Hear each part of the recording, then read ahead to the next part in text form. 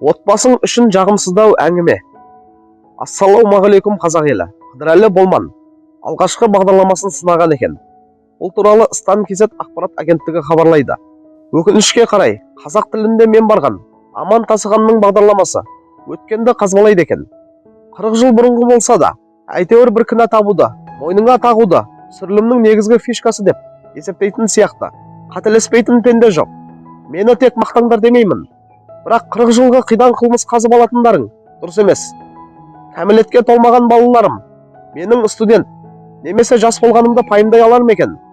Отбасың үшін жағымсыздау әңгіме екені рас. Егер біреуге қиянат көрсетсем, 40 жылда эфирге шығар еді ғой. Қателесуге бейім, жас, студент кезіміз болатын. Өмір қате басқан қадаммен де қызық болар. Қатеңді түсіп, келесі жолы 5 алсаң, айыбың өшірілмейтін беді, деп жазған екен продюсер. Ассалаумағалейкум қазақ елі. Қыдырәлі Болманов ағамыздың өкпе реніші орынды шығар. Дегенмен де мен Аман Тасығанды өте қатты сыйлаймын, құрметтеймін. Оның бағдарламалары ұнайды.